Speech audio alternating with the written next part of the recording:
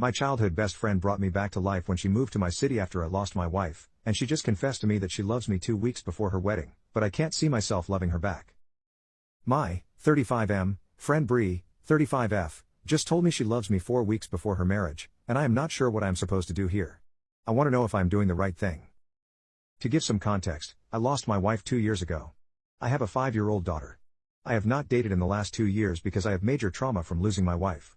I still love her a lot and don't think I am ready to move on. I invested all my time in my daughter, who looks exactly like her mother, and my work to keep my sanity for the last 2 years. I have been friends with Bree since we were in elementary school. We lived in the same neighborhood growing up and were best friends. She is an awesome person, and we were inseparable growing up. The weirdest part was we had completely different personalities. She was very outgoing and always had a lot of friends. I am a big introvert and Bree along with a few friends was all I needed. Bree was a serial dater and I don't remember any time since middle school since she was single. Bree and I never dated though. Bree and I also went to the same college. She never had a stable boyfriend, but just jumped from one relationship to another. I, on the other hand, did not date seriously until I was in my junior year. When I met my wife, she was a freshman and we hit it off instantly. We fell for each other and spent all our time with each other. This strained my relationship with Bree as I would generally hang out with my wife instead of her. That was the time Bree and I slowly started drifting apart. After college, I moved to a different town for my job, and Bree and I occasionally messaged each other, but nothing beyond that. Bree attended my wedding and that was the last time I saw her. We kept in touch, but mostly by commenting on each other's pictures or keeping each other updated on significant life events. Bree did reach out to me when my wife passed away and we talked on a phone call. Last year, Bree and her fiancé moved to my city. I was still grieving, and both have been amazing support for me and my daughter. My daughter loves dancing, and Bree helped me enroll her in dancing and gymnastics classes and sometimes takes her to them. I also became good friends with her fiancé, who is indeed an incredibly good man. My daughter also loves Auntie Bree and Bree sometimes helps me babysit. Last week, Bree came to my house and asked if we could talk. Her tone sounded serious.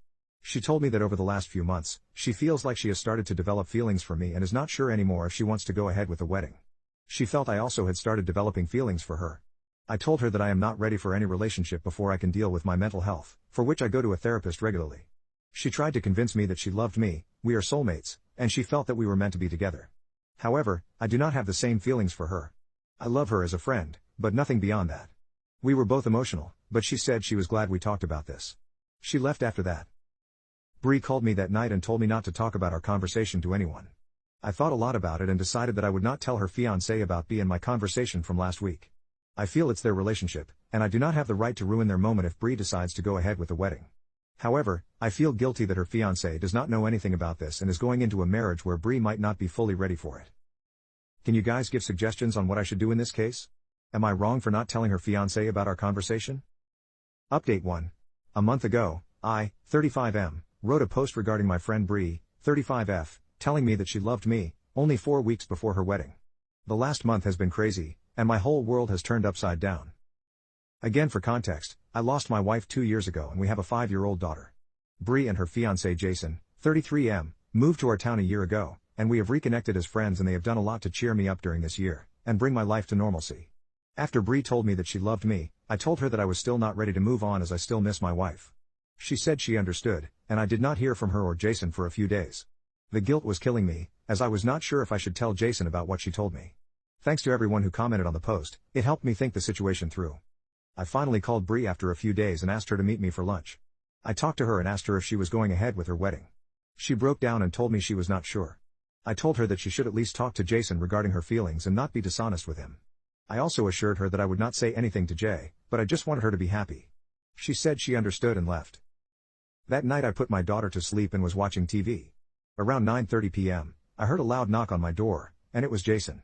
I opened the door, and he was in tears. He started yelling at me and asking me why I had to steal Bree out of all the people. I tried to calm him down, but he just kept on shouting. I was trying to get him to sit down on the bench on our porch.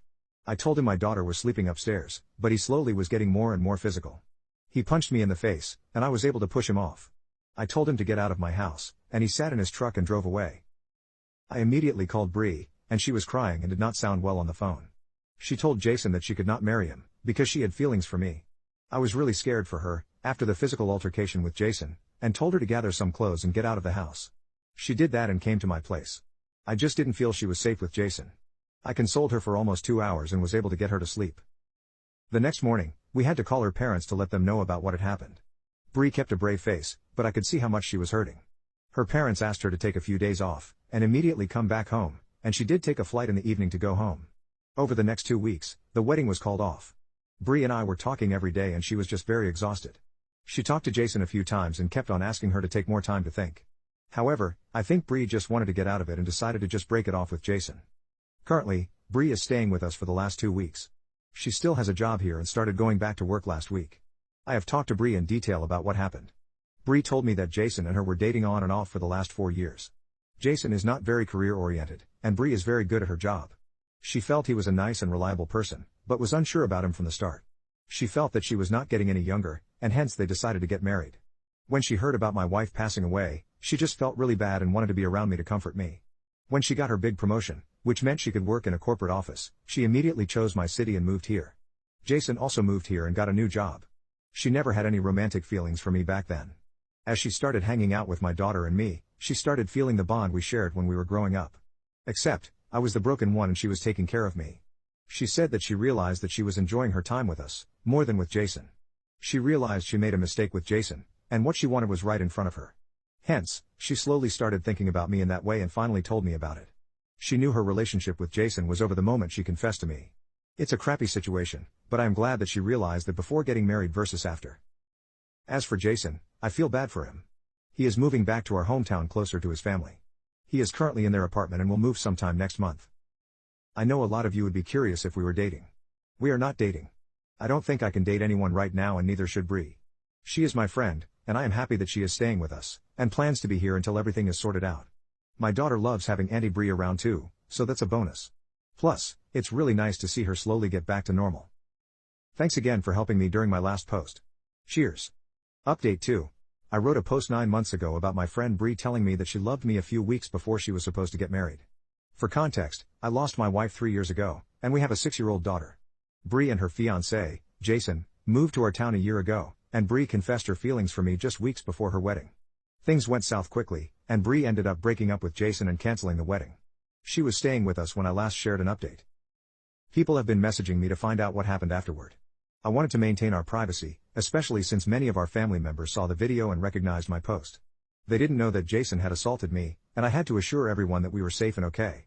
I'm feeling particularly happy this week, so I thought I would share an update. Firstly, the reason Bree moved in with us while Jason was still in town was because I had a temporary restraining order, TRO, against him. Bree also filed for one but was denied, as he had never directly threatened her safety. She said she felt secure with us because of the TRO, and I agreed. Jason didn't cause any issues after that, though he continued texting Bree, asking her to work on their relationship. Eventually, he moved back to our hometown in February, and we haven't heard from him since.